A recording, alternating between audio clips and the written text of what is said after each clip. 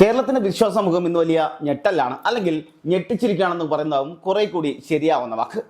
വെറുമൊരു വാർത്തയല്ല, മറിച്ച് കാലങ്ങളായി നമ്മൾ പുണ്യമായി കരുതിയിരുന്ന ശബരിമല എന്ന മഹാക്ഷേത്രത്തിന്റെ പവിത്രതയ്ക്ക് മേൽ അധികാരവും പണവും സ്വാധീനവും ഉപയോഗിച്ച് ചിലർ നടത്തിയ കടന്നുകയറ്റത്തിന്റെ പച്ചയായ സത്യങ്ങളാണ് ഇപ്പോൾ ഓരോന്നോരോന്നായി പുറത്തു വന്നുകൊണ്ടിരിക്കുന്നത്. ശബരിമലയിലെ സോപാനത്തിൽ ഉറപ്പിക്കേണ്ട സ്വർണ്ണപ്പാളികൾ കവർന്നു വന്ന വാർത്ത അത് പുറത്തു വരുമ്പോൾ അത് കേവലം ഒരു സാമ്പത്തിക കുറ്റകൃത്യമായി മാത്രം കാണാൻ നമുക്ക് കഴിയുന്ന കാര്യമല്ല. ഇത് ലക്ഷക്കണക്കിന് ഭക്തരുടെ ആത്മീയതയും അവരുടെ വിശ്വാസത്തെയും വഞ്ചിച്ച ക്രൂരമായ നടപടി കൂടിയാണ്. ഈ കൊള്ളയിൽ പങ്കാളികളവരുടെ പേരുകൾ കേൾക്കുമ്പോൾ തന്നെ കേരളം ഒന്നടങ്കം സ്തംഭിച്ചു നിൽക്കുന്ന സാഹചര്യമാണ് ഉണ്ടാകുന്നത്. അതിൽ സിനിമാ താരങ്ങളും ഉന്നത രാഷ്ട്രീയ നേതാക്കളും ഉദ്യോഗസ്ഥരുമെല്ലാം ഒത്തുചേർന്നൊരു വമ്പൻ മാഫിയ സംഘമാണ് ഇതിന് പിന്നിലെന്ന് ഓരോ തെളിവുകളും വിരൽ ചൂണ്ടുന്നുമുണ്ട്. നമ്മോട് ആലോചിക്കണം, നമുക്ക് ഈ വിഷയത്തിൽ ആഴങ്ങളിലേക്ക് തന്നെ പോകേണ്ട കാര്യങ്ങൾ കൂടിയുണ്ട്. അന്വേഷണ സംഘമായ SIT കണ്ടെത്തിയിരിക്കുന്ന വിവരങ്ങൾ കേട്ടാൽ തന്നെ കേരളത്തിലെ ഏതൊരു സാധാരണക്കാരനും അമ്പരന്ന് പോകുന്ന അവസ്ഥയുണ്ടാവുകയും ചെയ്യും. ശബരിമലയിൽ നിന്നും മിനുക്കുമണികൾക്കായി ഇളക്കി മാറ്റിയ കട്ടളപ്പാളിയും അതുപോലെ തന്നെ ദ്വാരപാലക ശില്പങ്ങളും സ്വർണ്ണപ്പാളികളുമെല്ലാം നേരെ ചെന്നൈയിലെ സ്മാർട്ട് ക്രിയേഷൻസ് എന്ന സ്ഥാപനത്തിലേക്ക് അല്ല പോയത്. അതായത് സ്മാർട്ട് ക്രിയേഷൻസ് എന്ന സ്ഥാപനങ്ങളിലേക്കല്ല നേരെ പോയത്, മറിച്ച് അത് നീണ്ട 45 ദിവസത്തോളം എവിടെയായിരുന്നു എന്ന് അറിയുകയില്ല. ഇതിൽ ചില ദിവസം അല്ലെങ്കിൽ ഇതിനിടയ്ക്കാണ് ജയറാമിന്റെ ചെന്നൈയിലുള്ള സ്വകാര്യ വസതിയിലേക്ക് കൂടി ഇതെത്തുന്നത്. ഇവിടെയാണ് നമ്മൾ ഗൗരവമായി ചില ചോദ്യങ്ങൾ ഉന്നയിക്കേണ്ടതായുള്ളത്. ജയറാം ഒരു മന്ദബുദ്ധിയൊന്നുമല്ലല്ലോ, നമുക്ക് മനസ്സിലാക്കാൻ സാധിക്കുന്ന ചില കാര്യങ്ങളുണ്ട്. ദശകങ്ങളായി സിനിമാ രംഗത്തുള്ള അല്ലെങ്കിൽ ലോകമറിയുന്ന ഒരു കലാകാരനാണ്. ഉത്തരവാദിത്തമുള്ള ഒരു പൗരൻ നിലയിൽ അദ്ദേഹത്തിന് അറിയില്ലായിരുന്നോ ശബരിമല പോലൊരു ക്ഷേത്രത്തിലെ സ്വർണം തൻ്റെ വീട്ടിൽ കൊണ്ടുവന്ന് വെക്കുന്നത് നിയമവിരുദ്ധമാണെന്ന് ചിന്തിക്കാനുള്ള ആ ഒരു ബോധ്യം പോലും ഇല്ലായിരുന്നു എന്നുള്ള ചോദ്യം ഇവിടെ നിലനിൽക്കുന്നുണ്ട്. ലോകപ്രസിദ്ധമായ ഒരു മഹാക്ഷേത്രത്തിന്റെ പവിത്രമായ വസ്തുക്കൾ പുറത്തേക്ക് കൊണ്ടുപോകുമ്പോൾ പാലിക്കേണ്ട യാതൊരുവിധ നിയമപരമായ മര്യാദകളും ഇവിടെ പാലിക്കപ്പെട്ടില്ല എന്ന് മാത്രമല്ല, ഏകദേശം 1.5 മാസത്തോളം ഈ പവിത്രമായ വസ്തുക്കൾ ഒരു സ്വകാര്യ വ്യക്തിയുടെ വീട്ടിലിരുന്നു എന്നുള്ളതും അല്ലെങ്കിൽ സ്വകാര്യ വ്യക്തിയുടെ പക്കലിരുന്നു എന്നുള്ളതും വിശ്വസിക്കാൻ പോലും സാധിക്കാത്ത കാര്യം കൂടിയാണ്.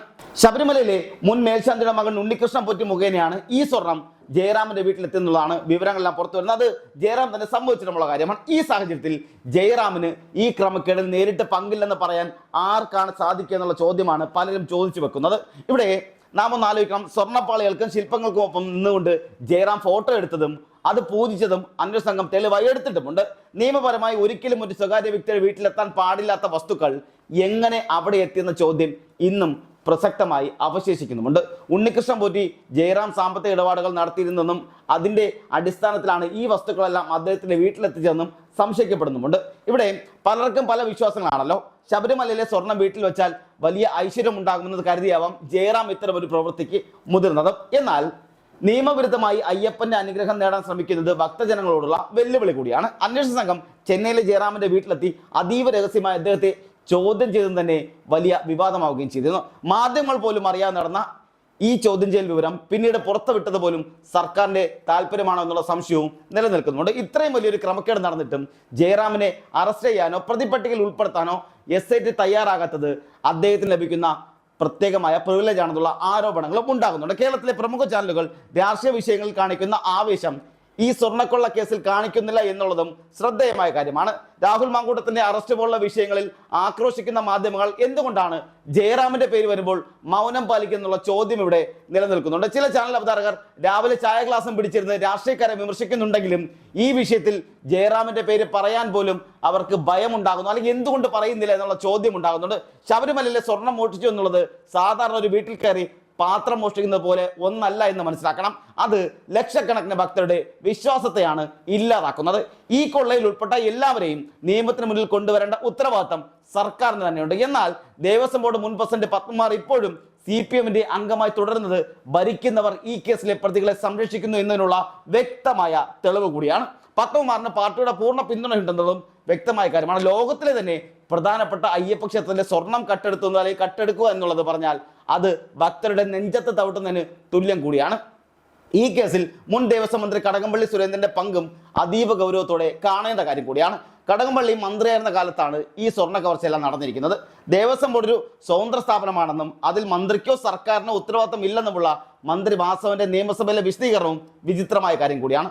ഒരു വകുപ്പിന്റെ മന്ത്രിക്ക് ആ വകുപ്പിന് കീഴിൽ നടക്കുന്ന ഇത്തരം വലിയ കൊള്ളകൾക്ക് ഉത്തരവാദിത്തം ഇല്ലെങ്കിൽ പിന്നെ എന്തിനാണ് അത്തരമൊരു മന്ത്രിപദം നിലനിർത്തുന്നുള്ള ചോദ്യമാണ് ഇവിടെ നിലനിൽക്കുന്നത്. പ്രതിപക്ഷ നേതാവ് വി ഡി സതീശൻ സഭയിൽ ചോദിച്ചതുപോലെ തന്നെ, അല്ലെങ്കിൽ സഭയിൽ ഉന്നയിച്ച ചോദ്യങ്ങൾ പോലെ തന്നെ സർക്കാർ അത് ഒഴിഞ്ഞു മാറാനാണ് ശ്രമിച്ചുകൊണ്ടിരിക്കുന്നത്. കേരളത്തിലെ ക്ഷേത്രങ്ങൾ ഇന്ന് വലിയൊരു പ്രതിസന്ധിയിലൂടെയാണ് കടന്നു പോകുന്നത്. ഭക്തരുടെ പണവും സ്വർണവും കൈകാര്യം ചെയ്യുന്ന ദേവസ്വം ബോർഡുകളുടെ സുതാര്യത ചോദ്യം ചെയ്യപ്പെട്ടുകൊണ്ടിരിക്കുകയാണ്.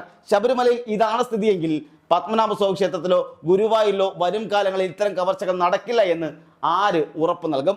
ക്ഷേത്രങ്ങളുടെ സംരക്ഷണത്തിനായി ദേവസ്വം ബോർഡ് ഉണ്ടെന്ന് പറയുമ്പോഴും ആ ബോർഡിന്റെ തലപ്പത്തിരിക്കുന്നവർ തന്നെ മോഷണത്തിന് കൂട്ടുനിൽക്കുന്നു എന്നുള്ളതും ഞെട്ടിപ്പിക്കുന്ന കാര്യമാണ്. ജനങ്ങൾ വോട്ട് നൽകി അധികാരത്തിലെത്തിയവർ തന്നെ ഭക്തരുടെ വിശ്വാസത്തെ വിൽക്കുകയാണ് ചെയ്തുകൊണ്ടിരിക്കുന്നത്. CPM-ന്റെ അജണ്ട കടകംപള്ളി സുരേന്ദ്രനെ സംരക്ഷിക്കുക എന്നതാണെന്ന് വ്യക്തമുള്ള കാര്യമാണ്.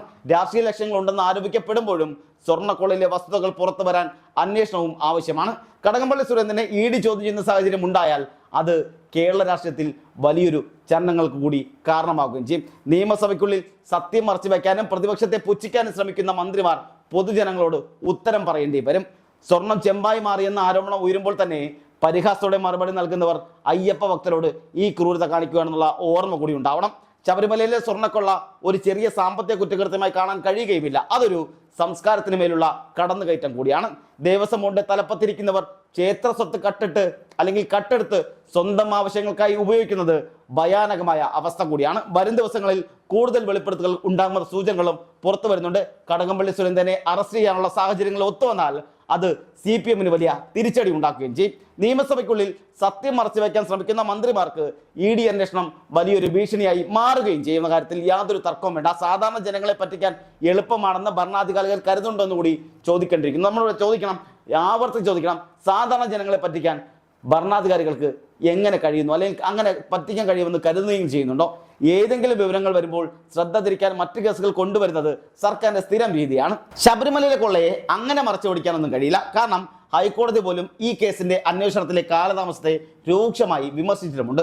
ഒരു ഘട്ടം കഴിഞ്ഞാൽ അന്വേഷണം മുന്നോട്ട് പോകാത്തത് എന്തുകൊണ്ടാണ് എന്നാണ് ചോദിക്കുന്നത്. അതുപോലെ തന്നെ ആരെയാണ് ഭയപ്പെടുന്നത്? അതുപോലെ തന്നെ ഭക്തരുടെ മനസ്സിനെ മുറിവേൽപ്പിച്ച ഈ സംഭവം കേരളം എന്തായാലും മറക്കില്ല. പത്മകുമാറും ഉണ്ണികൃഷ്ണൻ പോറ്റിയും ജയറാമും കടകംപള്ളി സുരേന്ദ്രനും വാസുവും ഒക്കെ ഉൾപ്പെടുന്ന ഈ അവിശുദ്ധ കൂട്ടുകെട്ട് പൊളിച്ചെടുക്കപ്പെടണമെന്ന് തന്നെയാണ് പറയുന്നത് എല്ലാവരും. അതുപോലെ തന്നെ സ്വർണ്ണ കവർച്ചയിൽ ഉൾപ്പെട്ട ഓരോ വ്യക്തിയെയും നിയമത്തിന് മുന്നിൽ കൊണ്ടുവരിക തന്നെ വേണം. വിശ്വാസികളുടെ കണ്ണുനീരിന് വിലയുണ്ടെന്ന് ഭരണാധികാരികൾ തിരിച്ചറിയേണ്ട സമയം അതിക്രമിച്ചിരിക്കുകയാണ്. ശബരിമലയിലെ പവിത്രമായ ആ സ്വർണം അവിടെ തന്നെ തിരികെ എത്തിക്കുകയും ഭക്തർക്ക് നഷ്ടപ്പെട്ട വിശ്വാസം വീണ്ടെടുക്കുകയും ചെയ്യേണ്ടത് നീതിയുടെ ആവശ്യം കൂടിയാണ്. പണവും സ്വാധീനവും ഉണ്ടെങ്കിൽ എന്നും ചെയ്യാമെന്നത് കരുതുന്നവർ ഒന്ന് ഓർക്കുന്നത് നല്ലതാണ്. അയ്യപ്പൻ നടയിൽ എല്ലാവരും തുല്യർ തന്നെയാണ്. അവിടെയുള്ള കള്ളത്തരങ്ങൾ അധികകാലം മൂടിവെക്കാൻ ആർക്കും കഴിയുകയുമില്ല. നിങ്ങൾ എത്ര തന്നെ ഉന്നതനായാലും എത്ര വലിയ സിനിമാ താരമായാലും നിയമത്തിന് മുന്നിൽ വിറക്കേണ്ടി വരും, മുട്ടുവിറച്ച് നിൽക്കേണ്ടി വരും. മാധ്യമങ്ങൾ ഇന്ന് പുലർത്തുന്ന ഈ മൗനം വരും തലമുറയോടുള്ള കടുത്ത ചതി കൂടിയാണ്. അധികാരത്തിന്റെ അപ്പകഷ്ണങ്ങൾക്കായി സത്യത്തെ ബലികഴിക്കുന്നവർ ചരിത്രത്തിന്റെ ചവറ്റുകുട്ടയിൽ എറിയപ്പെടുമെന്ന കാര്യത്തിൽ യാതൊരു തർക്കവും വേണ്ട. സ്വർണ്ണപ്പാടുകൾ കട്ടവരും അതിന് കൂട്ടുന്നവർക്കും ഒരു കാരണവശാലും കേരളം മാപ്പ് നൽകില്ല. അന്വേഷണം കൃത്യമായ വഴിക്ക് നീങ്ങിയാൽ കേരളം കണ്ട ഏറ്റവും വലിയ അഴിമതി കഥയായിരിക്കും പുറത്തു വരിക. ജയറാമനെ പോലൊരു അനുഗ്രഹീതനായ നടൻ തന്റെ പ്രതിഭയെ ഇത്തരം അധാർമിക കാര്യങ്ങൾക്കായി വിനിയോഗിച്ചത് കഷ്ടമുണ്ടാക്കുന്ന കാര്യം കൂടിയാണ്. അയ്യപ്പന്റെ ആടാഭരണങ്ങളിൽ കൈയിടാൻ തോന്നുന്ന ആ മനസ്സ് എത്രമാത്രം ദുഷിച്ചതാണെന്ന് കൂടി നാം ആലോചിക്കണം. രാഷ്ട്രീയ സംരക്ഷണം ഉണ്ടെന്ന ധൈര്യത്തിൽ എന്തുമാകാൻ കരുതുന്ന ഭരണാധികാരികൾ ഒന്ന് ഓർക്കുന്നത് കൂടി നല്ലതാണ്. നിങ്ങളുടെ കസേരകൾ ജനങ്ങൾ തന്നതാണ്. അവർക്കത് തിരിച്ചെടുക്കാനും അറിയുകയും ചെയ്യാം, നന്നായിട്ടും അറിയാം. ക്ഷേത്രത്തിലെ സ്വർണം ഈ ഉരുക്കി പണമാക്കാൻ നോക്കുന്നവർ ഭക്തരുടെ ആത്മരോഷം നേരിടേണ്ടി വരുമെന്ന കാര്യത്തിൽ യാതൊരു തർക്കവും വേണ്ട. അതിന് ഏറ്റവും വലിയ ഉദാഹരണമാണ് കഴിഞ്ഞ തവണ നടന്ന തദ്ദേശ തിരഞ്ഞെടുപ്പിൽ CPM-നേറ്റ കനത്ത പ്രഹരമെന്നത്. ഈ കൊള്ളയിലെ പിന്നാപ്പുറങ്ങൾ തേടിയുള്ള യാത്ര ഇനിയും ഉണ്ടായിക്കൊണ്ടേയിരിക്കുകയാണ്. വരും ദിവസങ്ങളിൽ കൂടുതൽ വെളിപ്പെടുത്തലുകൾ ഉണ്ടാകുമെന്ന കാര്യത്തിൽ യാതൊരു തർക്കവും വേണ്ട. SIT കൃത്യമായ അന്വേഷണവുമായി മുന്നോട്ട് പോയാൽ പല കൊമ്പന്മാരും പല വമ്പൻ സ്രാവുകളും ഇതിൽ പെടുമെന്ന കാര്യത്തിൽ 100% ഉറപ്പ് തന്നെയാണ്. അതുകൊണ്ട് തന്നെയാണ് ചില രാഷ്ട്രീയ സമ്മർദ്ദങ്ങൾ ഇതിലുണ്ടാകുന്നു എന്നുള്ള ആരോപണങ്ങൾ കോടതി പോലും ചോദിക്കുന്നത്. എന്തുകൊണ്ടാണ് SIT ഇത്ര പെട്ടെന്ന് പിന്നോട്ട് വലിയുന്നത്, അല്ലെങ്കിൽ എന്തുകൊണ്ടാണ് ഇവർക്ക് അന്വേഷണത്തിൽ തടസ്സമുണ്ടാകുന്നത് എന്നുള്ള ചോദ്യം കോടതി തന്നെ ചോദിക്കുമ്പോൾ SITക്ക് പോലും മറുപടി ഉണ്ടാക്കാത്ത സാഹചര്യം ഉണ്ടാകുന്നു. നമ്മോട് ആലോചിക്കണം. വരും ദിവസങ്ങളിൽ കൂടുതൽ രേഖകളും സാക്ഷിമൊഴികളും പുറത്തു വരുന്ന കാര്യത്തിൽ യാതൊരു തർക്കവും വേണ്ട. പത്തനംതിട്ടയിലെയും തിരുവനന്തപുരത്തെയും അധികാര കേന്ദ്രങ്ങളിൽ ഇതുകൊണ്ട് ഇതിനെ അട്ടിമറിക്കാൻ ശ്രമിക്കുന്നവർ സൂക്ഷിക്കുക. കാരണം ഈ മോഷണത്തിൽ പങ്കെടുത്തവർക്ക് വലിയൊരു ശൃംഖല തന്നെ ഉണ്ടെന്നുള്ള ആരോപണം ഉണ്ടാകുന്നുണ്ട്. സ്വർണം ഒരുക്കാനും അത് കടത്താനും ഉപയോഗിച്ച വഴികൾ ഓരോന്നോരോന്നായി ഇന്ന് അന്വേഷണ ഏജൻസികൾക്ക് വ്യക്തമായി അറിയുകയും ചെയ്യാം. എന്നാൽ രാഷ്ട്രീയ സമ്മർദ്ദം കാരണം അവർ കൈകെട്ടി നോക്കി നിൽക്കുന്ന സാഹചര്യം ഉണ്ടാകുന്നു. ഇത് ഭാരതത്തിന്റെ ആത്മീയ പാരമ്പര്യത്തിനുള്ള കടന്നുകയറ്റം കൂടിയാണ്. ശബരിമലയിലെ പവിത്രമായ ആചാരങ്ങൾ ഓരോന്നായി തകർക്കാൻ ശ്രമിക്കുന്നവർ അവർ തന്നെ അതിൻ്റെ സ്വത്ത് കവർന്നെടുക്കുന്നത് എത്രമാത്രം വിരോധാഭാസമാണെന്നും കൂടി ആലോചിക്കേണ്ടതാണ്. വിശ്വാസികളെ തെരുവിൽ തള്ളുന്നവർക്ക് ക്ഷേത്രങ്ങളിലെ സ്വർണം കൊള്ളയടിക്കാൻ യാതൊരു മടിയുമില്ലെന്ന് ഇതിലൂടെ ഒളിഞ്ഞിരിക്കുന്ന അല്ലെങ്കിൽ തെളിഞ്ഞിരിക്കുന്ന കാര്യം കൂടിയാണ് ഉണ്ടാകുന്നത്. മാത്രമല്ല, ഇവിടെ കടകംപള്ളി സുരേന്ദ്രൻ്റെ ഓഫീസിലും ഈ കേസിൽ കൃത്യമായി പങ്കുണ്ടെന്ന ആരോപണം ശരിയാണെങ്കിൽ അത് കേരളം കണ്ട ഏറ്റവും വലിയ രാഷ്ട്രീയ ക്രിമിനലിസമായി മാറുകയും ചെയ്യും. വരും ദിവസങ്ങളിൽ ഇത് രാഷ്ട്രീയ കേരളം വലിയ തരത്തിൽ ചർച്ച ചെയ്യുമെന്ന കാര്യത്തിൽ യാതൊരു തർക്കവും വേണ്ട. കാരണം ഇവിടെ ഇപ്പോഴാ ഏറ്റവും അധികം ചർച്ചയാകുന്നത്, പലരും ചർച്ചയാക്കുന്നതോ അല്ലെങ്കിൽ പലരും ചർച്ച ചെയ്യാൻ മടിക്കുന്നതുമായ കാര്യം സ്വർണ്ണക്കൊള്ള തന്നെയാണ്. ആ സ്വർണ്ണക്കൊള്ള എത്ര തന്നെ മറച്ചു പിടിക്കാൻ ശ്രമിച്ചാലും വരും ദിവസങ്ങളിൽ കേരളം കത്തുന്ന രീതിയിൽ ഇത് ചർച്ചയാകുമെന്ന കാര്യത്തിൽ യാതൊരു തർക്കവും വേണ്ട.